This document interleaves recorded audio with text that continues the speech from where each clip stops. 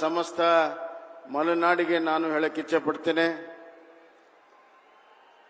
ನೂತನ ವಿಮಾನ ನಿಲ್ದಾಣ ಉದ್ಘಾಟನೆಗೆ ಬಂದಿರುವಂತ ನಮ್ಮೆಲ್ಲರ ನೆಚ್ಚಿನ ನಾಯಕರು, ವಿಶ್ವಮಾನ್ಯ ನಾಯಕರು, ಬಡವರ ಬಂಧು, ಈ ದೇಶವನ್ನ ಅಮೃತ ಕಾಲದಲ್ಲಿ ಅತ್ಯಂತ ಸಶಕ್ತವಾಗಿ ಭಾರತವನ್ನ ಕಟ್ಟಲು ಸಂಕಲ್ಪವನ್ನ ಮಾಡಿರುವಂತ ಸನ್ಮಾನ್ಯ ಪ್ರಧಾನಮಂತ್ರಿಗಳಾದಂಥ ಗೌರವಾನ್ವಿತ ನರೇಂದ್ರ ಮೋದಿಜಿಯವರಿಗೆ ಸ್ವಾಗತವನ್ನು ಬಯಸ್ತಾ ಇದ್ದೇನೆ. ಈ ಏರ್ಪೋರ್ಟ್ಗೆ ಕಾರಣೀಕರ್ತರು, ಕರ್ನಾಟಕದ ಧೀಮಂತ ನಾಯಕರು, ರೈತ ಬಂಧು, ಅಭಿವೃದ್ಧಿಯ ಹರಿಕಾರರು, ನನ್ನ ನೆಚ್ಚಿನ ನಾಯಕರಾದಂಥ ಸನ್ಮಾನ್ಯ ನಿಕಟಪೂರ್ವ ಮುಖ್ಯಮಂತ್ರಿಯಾದಂಥ ಶ್ರೀ BS ಯಡಿಯೂರಪ್ಪ ಸಾಹೇಬ್ರೆ, ನನ್ನ ಸಚಿವ ಸಂಪುಟದ ಎಲ್ಲ ಸಹೋದ್ಯೋಗಿಗಳೇ, ಶಾಸಕ ಮಿತ್ರರೇ, ಈ ಕ್ಷೇತ್ರವನ್ನು ಪ್ರತಿನಿಧಿಸುವಂತ ಯುವ ನೆಚ್ಚಿನ ಸಂಸತ್ ಸದಸ್ಯರಾದಂಥ ಶ್ರೀ BY ರಾಘವೇಂದ್ರ ಅವರೇ ಮತ್ತು ಅಪಾರ ಸಂಖ್ಯೆಯಲ್ಲಿ ನೆರೆದಿರುವಂತ ಎಲ್ಲ ನನ್ನ ಅಣ್ಣ ತಮ್ಮಂದಿರೇ, ಅಕ್ಕ ತಂಗಿಯರೇ, ಮಾಧ್ಯಮದ ಸ್ನೇಹಿತರು, ಇವತ್ತು ನಮ್ಮೆಲ್ಲರಿಗೂ ಕೂಡ ಅತ್ಯಂತ ಸಂತೋಷದ ದಿನ, ಸುವರ್ಣ ಅಕ್ಷರದಲ್ಲಿ ಬರೆದಿಡುವಂತಹ ದಿನ. ಶಿವಮೊಗ್ಗದಲ್ಲಿ ಇವತ್ತು ನೂತನವಾಗಿರುವಂತಹ ವಿಮಾನ ನಿಲ್ದಾಣ ಉದ್ಘಾಟನೆಗೊಂಡಿದೆ.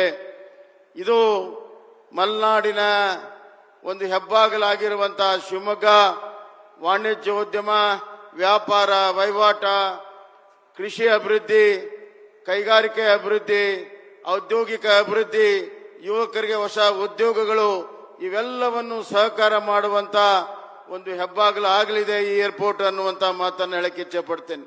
ಈ ಏರ್ಪೋರ್ಟ್ನಿಂದ ಇವತ್ತು ಬೆಂಗಳೂರಿಗೆ ಮಾತ್ರ ಅಲ್ಲ, ಇಡೀ ಭಾರತ ದೇಶದ ಮೂಲೆ ಮೂಲೆಗೆ ಇವತ್ತು ನಮ್ಮ ಶಿವಮೊಗ್ಗವನ್ನ ಕನೆಕ್ಟ್ ಮಾಡ್ತಾ ಇದೆ. ಕೆಲವೇ ವರ್ಷಗಳಲ್ಲಿ, ಇನ್ನೊಂದು 2 ವರ್ಷದಲ್ಲಿ ಇದು ಅಂತಾರಾಷ್ಟ್ರೀಯ ಮಟ್ಟದ ವಿಮಾನ ನಿಲ್ದಾಣ ಆಗಲಿದೆ ಅನ್ನುವಂತ ಮಾತನ್ನ ಈ ಸಂದರ್ಭದಲ್ಲಿ ನಾನು ಹೇಳಕ್ಕೆ ಇಚ್ಛೆ ಪಡ್ತೇನೆ. ಬಂಧುಗಳೇ, ಇದಕ್ಕೆಲ್ಲದಕ್ಕೂ ಕಾರಣ ನಮ್ಮ ನೆಚ್ಚಿನ ಪ್ರಧಾನಮಂತ್ರಿ ನರೇಂದ್ರ ಮೋದಿಜಿಯವರು. ತಾವೊಂದ್ಸತಿ ಯೋಚನೆಯನ್ನ ಮಾಡಿ, 2014 2014 ಅದಕ್ಕಿಂತ ಮುಂಚೆ ನಮ್ಮಲ್ಲಿ ಇರುವಂತಹ ಏರ್ಪೋರ್ಟ್ಗಳು ಎಷ್ಟು?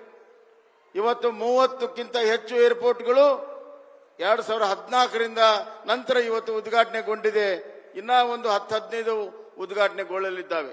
ಸ್ವತಂತ್ರ ನಂತರ ಆಗಿರುವಂತಹ ಏರ್ಪೋರ್ಟ್ಗಿಂತ 2014ರಲ್ಲಿ ಅತಿ ಹೆಚ್ಚು ಏರ್ಪೋರ್ಟ್ ಆಗಿದೆ. ಕೇವಲ ಏರ್ಪೋರ್ಟ್ ಅಲ್ಲ, ಸ್ವತಂತ್ರ ನಂತರ ಆಗಿರುವಂತಹ ಮೆಡಿಕಲ್ ಕಾಲೇಜ್, ಅವು ಇವತ್ತು 2014ರ ನಂತರ ಹೋಲಿಸಿದಾಗ ಅತ್ಯಧಿಕ ಮೆಡಿಕಲ್ ಕಾಲೇಜು ಇವತ್ತು ದೇಶದಲ್ಲಿ ಆಗಿದೆ. ಕಳೆದ ವರ್ಷ ನಮಗೆ 4 ಮೆಡಿಕಲ್ ಕಾಲೇಜನ್ನ ಸನ್ಮಾನ್ಯ ನರೇಂದ್ರ ಮೋದಿಜಿಯವರು ಕೊಟ್ಟಿದ್ದಾರೆ. ಸ್ವತಂತ್ರ ನಂತರ 70 ವರ್ಷ ಇವತ್ತು ಎಷ್ಟು ಮನೆಗಳಿಗೆ ಕುಡಿಯೋ ನೀರು ಕೊಟ್ಟಿದೆ. ಅದಕ್ಕಿಂತ 2 ಪಟ್ಟು ಕೇವಲ 3 ವರ್ಷದಲ್ಲಿ ಜಲ್ ಜೀವನ್ ಮಿಷನ್ ನಲ್ಲಿ ಇವತ್ತು ಸನ್ಮಾನ್ಯ ನರೇಂದ್ರ ಮೋದಿಜಿಯವರ ನಾಯಕತ್ವದಲ್ಲಿ ಇವತ್ತು ಕುಡಿಯೋ ನೀರು ಮನೆ ಮನೆಗೆ ಹರ್ ಘರ್ ಗಂಗಾ ಕೊಡುವಂತ ಕೆಲಸವನ್ನ ಇವತ್ತು ಮಾಡಿದೆ. ಅದೇ ರೀತಿ ಸ್ವತಂತ್ರ ನಂತರ ಎಷ್ಟು ಮನೆಗಳನ್ನ ಕಟ್ಟಿದ್ರು.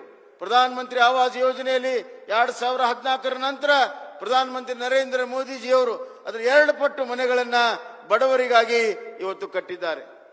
ಸ್ವತಂತ್ರ ನಂತರ ಎಷ್ಟು ಶೌಚಾಲಯಗಳಿತ್ತು, ಅದರ 3 ಪಟ್ಟು ಶೌಚಾಲಯಗಳನ್ನ ಕೇವಲ 7 ವರ್ಷದಲ್ಲಿ ಸ್ವಚ್ಛ ಭಾರತ ಅಡಿಯಲ್ಲಿ ನರೇಂದ್ರ ಮೋದಿಜಿಯವರು ಮಾಡಿದ್ದಾರೆ. ಹೇಳ್ತಾ ಹೋದ್ರೆ ಬಹಳ ದೊಡ್ಡ ಪಟ್ಟಿ ಇದೆ. ಇವತ್ತು ಭಾರತ ದೇಶ ಆರ್ಥಿಕವಾಗಿ ಸಬಲವಾಗಿದೆ. ಇಡೀ ಜಗತ್ತು ನಮ್ಮನ್ನು ನೋಡ್ತಾ ಇದೆ.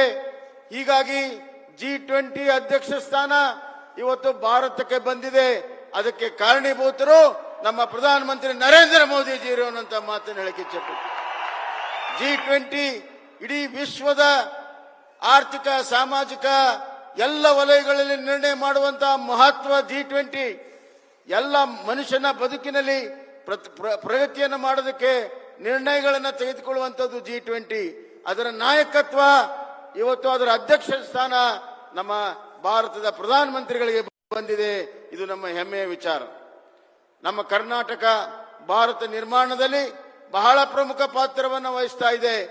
ಆರ್ಥಿಕವಾಗಿ ಇವತ್ತು ಅತಿ ಹೆಚ್ಚು ವಿದೇಶಿ ಬಂಡವಾಳ ಬರುವಂತದ್ದು ಕರ್ನಾಟಕಕ್ಕೆ. ಟೆಕ್ನಾಲಜಿಯಲ್ಲಿ ನಂಬರ್ 1 ಇದೆ, ಇನ್ನೋವೇಷನ್ ಅಲ್ಲಿ ನಂಬರ್ 1 ಇದೆ, ಮತ್ತು ಸಾಮಾಜಿಕವಾಗಿಯೂ ಕೂಡ ಬಹಳಷ್ಟು ಪ್ರಗತಿಯನ್ನ ನಾವು ಸಾಧಿಸ್ತಾ ಇದ್ದೇವೆ.